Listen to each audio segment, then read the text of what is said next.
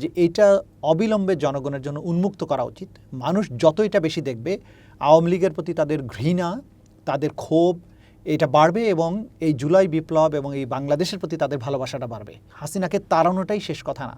এই যে সংস্কৃতিতে ইতিহাসের জায়গা, তাকে তার এই সমস্ত অপকর্মগুলো চিরস্থায়ীভাবে রেখে দেওয়া, ইতিহাসটাকে সংরক্ষণ করা, এটা জরুরি বাংলাদেশের জন্য। যেভাবে মানুষের ঢলে যেভাবে হাসিনা এখান থেকে পালিয়ে গিয়েছিল, তার জলজান্ত উপস্থাপনের জন্য গণভবনটা অ্যাজ ইট ইজ রেখে করাটাই যুক্তিসঙ্গত।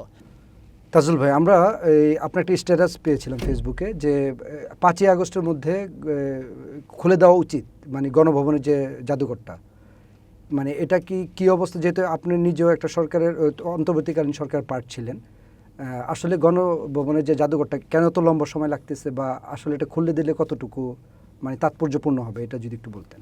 জি, আমি মনে করি জুলাই স্মৃতি জাদুঘর যেটা গণভবনে তৈরি করা হয়েছে, এটা বাংলাদেশের গত 17 বছরের গুম, নিপীড়ন এবং আমাদের যে গণতান্ত্রিক অভিযাত্রা এবং জুলাইয়ের যে মহাকাব্যিক বিপ্লব, আওয়ামী লীগের পক্ষ থেকে শেখ হাসিনার যে নিষ্ঠুরতা, গুম, খুনের ভয়াবহতা, আমাদের শহীদদের যে সমস্ত ইতিকথা, সব কিছুকে এত সুন্দরভাবে এখানে ফুটিয়ে তোলা হয়েছে যে এটা অবিলম্বে জনগণের জন্য উন্মুক্ত করা উচিত।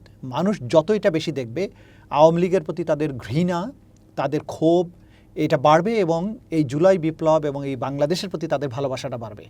এই জাদুঘরে যারা একদিক দিয়ে ঢুকবেন, যখন বের হয়ে আসবেন, এক বুক কান্না ভারাক্রান্ত অবস্থায় তারা বেরিয়ে আসবেন এবং আওয়ামী লীগ নামক একটা অভিশপ্ত দলের প্রতি অভিশাপ দিতে দিতে তারা বেরিয়ে আসবেন।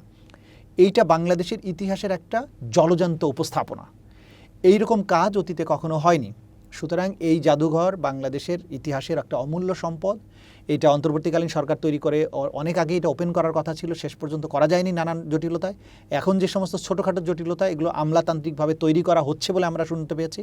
এটা সমস্ত কাজ সম্পন্ন। সরকারের প্রতি আমাদের আহ্বান থাকবে, এই জাদুঘর অবিলম্বে ওপেন করে দিন। হাসিনাকে তাড়ানোটাই শেষ কথা না। এই যে সংস্কৃতিতে ইতিহাসের জায়গা, তাকে তার এই সমস্ত অপকর্মগুলো চিরস্থায়ীভাবে রেখে দেওয়া, ইতিহাসটাকে সংরক্ষণ করা, এটা জরুরি বাংলাদেশের জন্য। সে কারণে জুলাই জাদুঘর খুলে দেওয়া দরকার অবিলম্বে। তাজুল ভাই, এটা গণভবনে না করে একটা স্বতন্ত্র জায়গায় করলে ভালো হতো। অনেকেই প্রশ্ন তুলছে যে গণভবনটাতে কেন করলো, ওইখানে তো আবার একটা গণভবন তৈরি করতে গেলে অনেক একটা টাকার বিষয়।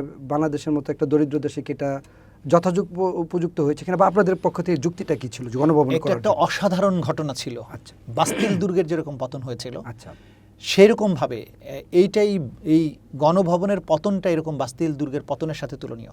এটা ভিন্ন কোনো জায়গায় আপনি বানিয়ে এই ফ্লেভারটাকে আনতে পারবেন না। সুতরাং গণভবনটাকে যেভাবে মানুষের ঢলে যেভাবে হাসিনা এখান থেকে পালিয়ে গিয়েছিল, তার জলজান্ত উপস্থাপনের জন্য গণভবনটা অ্যাজ ইট ইজ রেখে করাটাই যুক্তিসঙ্গত। প্রধানমন্ত্রীর অফিস বহু জায়গায় করা সম্ভব। প্রধানমন্ত্রীর অফিস এবং প্রশাসনিক রাজধানী ঢাকা শহরের বাইরে গিয়ে মালয়েশিয়া যেমন পুত্রাজায়া করা হয়েছে, এরকমভাবে করতে পারাটা এটা বাংলাদেশের জন্য ভালো হবে।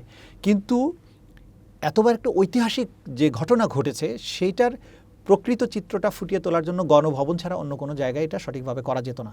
এই গণভবন ব্যবহার করেছে সবসময় কিন্তু শেখ হাসিনা এবং তার রেজিমের লোকেরা, এটা কিন্তু অন্য গভর্নমেন্ট কখনো এখানে ব্যবহারই করেনি। সুতরাং এই যে তার উত্থান এবং দানব হিসাবে প্রতিষ্ঠিত হওয়ার সূতিকাগার যে জিনিসটা ছিল, সেই জিনিসটা অ্যাজ ইট ইজ রেখে এটাকে ইতিহাসে অমর করে রাখাটা এটা খুবই জরুরি ছিল। সে কারণে আমি মনে করি এখানে রাখাটাই যুক্তিসঙ্গত।